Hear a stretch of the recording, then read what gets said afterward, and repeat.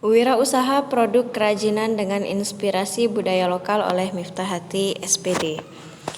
Nah, apa itu budaya lokal? Budaya lokal adalah budaya asli dari suatu kelompok masyarakat tertentu yang juga menjadi ciri khas budaya sebuah kelompok masyarakat lokal. Nah, adapun budaya lokal non-benda itu meliputi yang pertama adalah cerita rakyat. Apa itu cerita rakyat? Nah, cerita rakyat ini adalah cerita masa lampau yang menjadi ciri khas setiap bangsa dan memiliki kultur budaya beraneka ragam, mencakup kekayaan budaya serta sejarah yang dimiliki masing-masing bangsa. Nah, misal nih cerita Roro Jonggrang, Timun Emas, legenda Danau Toba. Nah, itu semua merupakan cerita rakyat yang ada di Indonesia. Nah, kemudian budaya lokal non-benda yang selanjutnya adalah simbol. Nah, di Indonesia, keris menjadi simbol kebudayaan daerah Indonesia. UNESCO telah mengukuhkan keris Indonesia sebagai karya agung wawasan warisan kemanusiaan milik seluruh bangsa di Indonesia. Dunia telah mengakui keberadaan keris Indonesia sekaligus mendapat penghargaan dunia sejak 25 November 2005. Nah, kemudian apa lagi nih? Mitos. Nah, apa itu mitos? Sudah sering kan dengar mitos? Ya, mitos itu adalah suatu informasi yang sebenarnya salah, tetapi dianggap benar karena telah beredar dari generasi ke generasi. Misalnya nih, mitos yang menyebutkan bahwa kejatuhan cicak itu tanda kesialan. Nah, itu mitos ya. Sebenarnya itu tidak benar, tapi dianggap benar. Nah, kemudian budaya lokal non-benda yang selanjutnya adalah tarian. Nah, tarian daerah khususnya itu merupakan salah satu budaya lokal di Indonesia. Apa contohnya? Tari Saman. Nah, tari Saman itu telah dikukuhkan sebagai warisan budaya oleh UNESCO pada tahun 2011. Kenapa dia disebut tari Saman? Karena tari ini diciptakan oleh seorang ulama bernama Syekh Saman pada abad 14 Masehi. Kemudian apa lagi nih? Pantun. Pantun adalah bentuk puisi lama yang terdiri dari 4 larik berirama silang AB-AB. Larik pertama dan kedua disebut sampiran atau bagian objektif, biasanya berupa lukisan alam atau hal apa saja yang dapat diambil sebagai kiasan.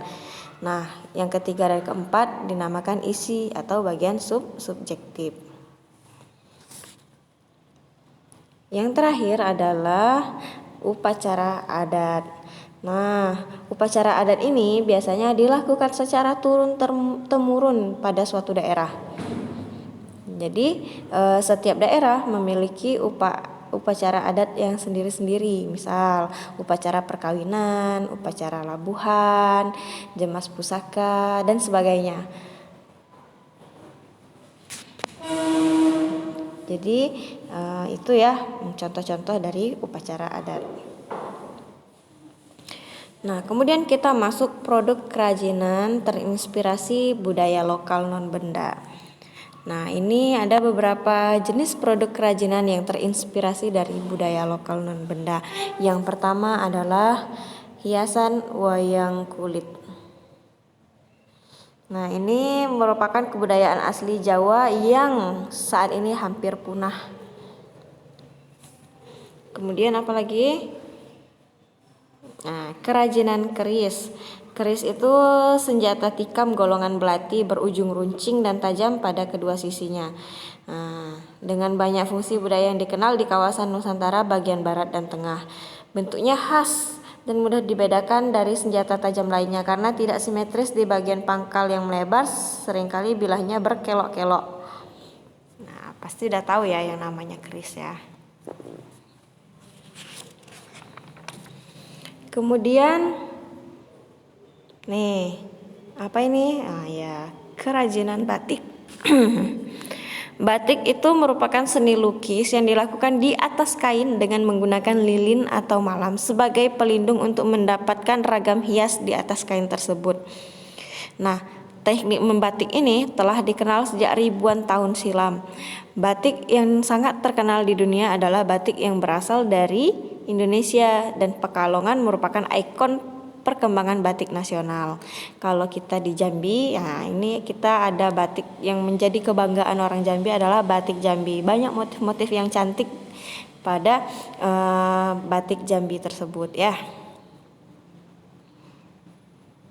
Nah, yang terakhir adalah kerajinan gamelan. Ini juga merupakan kebudayaan Jawa.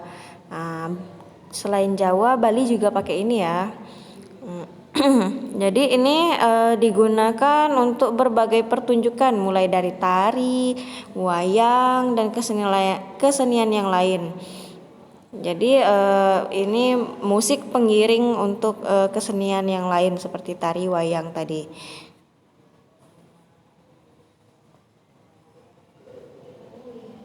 Oke, nah ini teknik pembuatan produk kerajinan.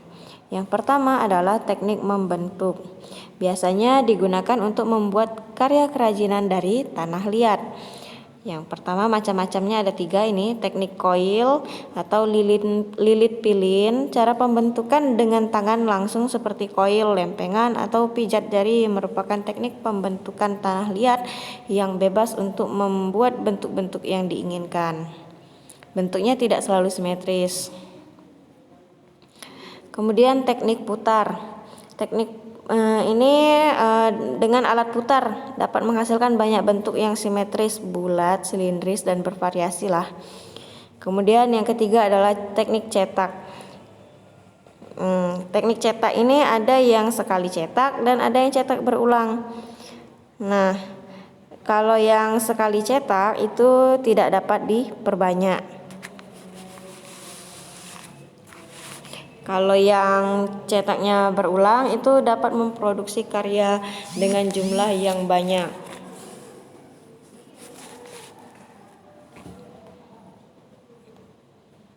Kemudian ada yang namanya teknik menganyam. Nah, ini digunakan untuk kerajinan yang berasal dari tumbuhan, kemudian diambil seratnya, misalkan rotan, bambu, daun lontar, daun pandan, dan lain-lain ya.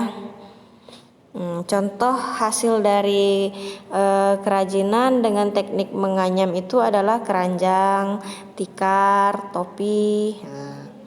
Kemudian teknik menenun. Menenun itu hampir sama dengan menganyam, cuma bedanya di alat yang digunakan.